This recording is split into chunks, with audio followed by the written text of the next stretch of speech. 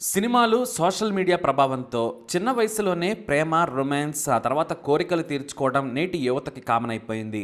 చదువుకునే వయసులో దారి తప్పుతున్నారు. టీనేజ్లోని ఓ ఇద్దరు ప్రేమికుల కథ మతిపోయే క్రైమ్ కథగా మారింది.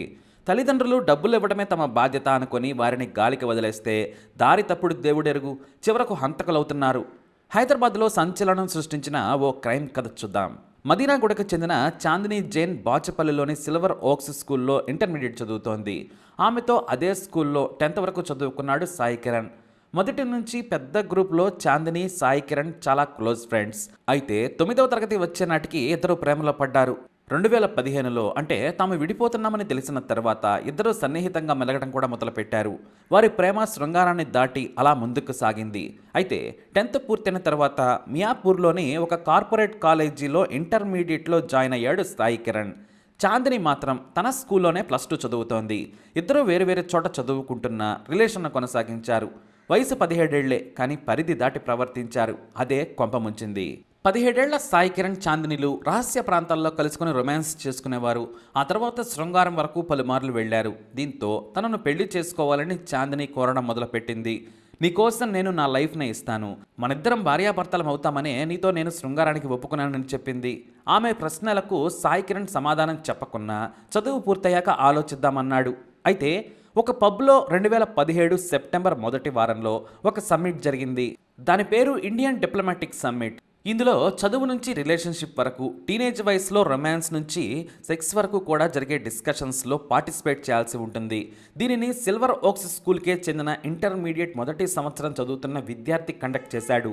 ఒక ఫేస్బుక్ పేజ్ ఓపెన్ చేసి ఇన్విటేషన్స్ పంపాడు. ప్రతి ఒక్కరి నుంచి ఎంట్రీ ఫీజుగా 3,000 రూపాయలు వసూలు చేశాడు. దేశంలోని ప్రముఖ నగరాల నుంచి 52 మంది వచ్చారు. వారు మైనర్లు అని తెలిసిన ఒక పబ్ నిర్వాహకులు మద్యం సప్లై చేశారు.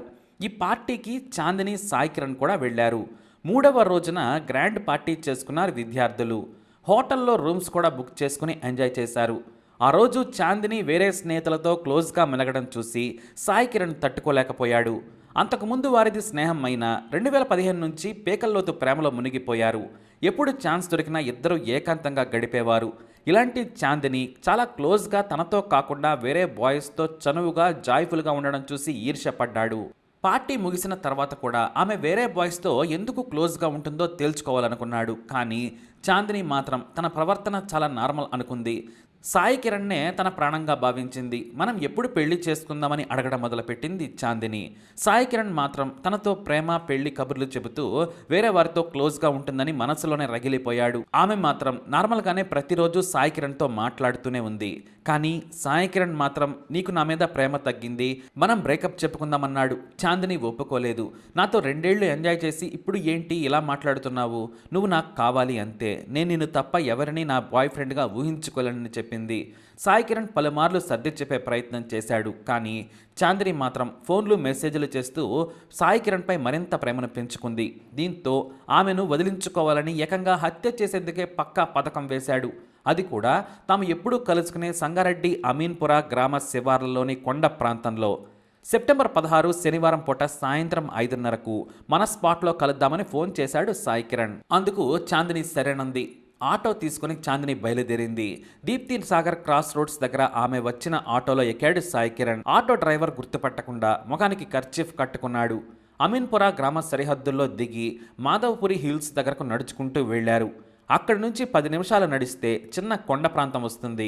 ఆ రాళ్ల చాటున నెలకు 2-3 సార్లు ఇద్దరూ కలుసుకొని ఏకాంతంగా గడిపేవారు. ఆ రోజు కూడా ఆ స్పాట్కి రమ్మనగానే చాందిని వెళ్ళింది.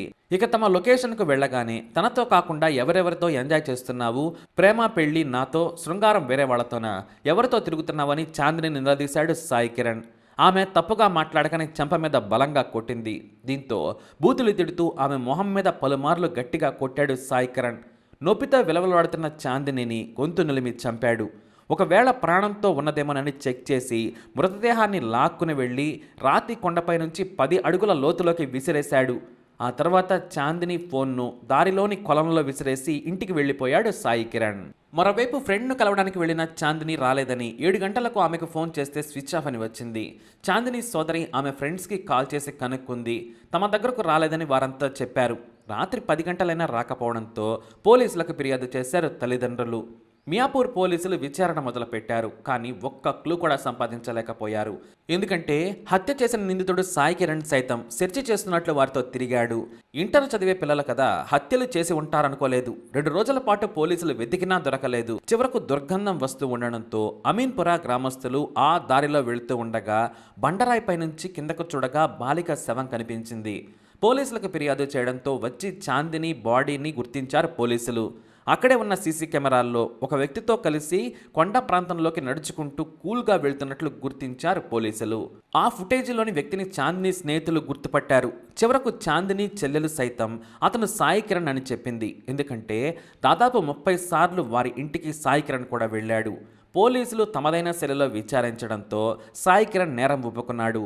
తనను పెళ్లి చేసుకోమని చాందిని వేధించిందని, పైగా వేరే ఫ్రెండ్స్తో క్లోజ్గా ఉండడం చూసి తట్టుకోలేక చంపానని చెప్పాడు.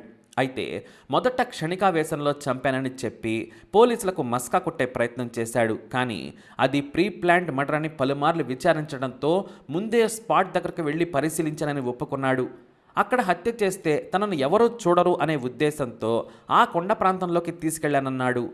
ఇద్దరం అక్కడే చాలాసార్లు కలుసుకున్నామని చెప్పి పోలీసులకు షాక్ ఇచ్చాడు. అయితే తమ కూతురు ఇంత చిన్న వయసులో ప్రేమ పేరుతో తిరుగుతుందంటే నమ్మలేకపోతున్నామని చాందిని జైన్ తల్లిదండ్రులు కిషోర్ జైన్, కవితా జైన్లు కన్నీరు మున్నీరయ్యారు. కానీ వాళ్ళు చెప్పిన సమాధానం ఫలితంగానే పోలీసు విచారణ ఆలస్యమైంది.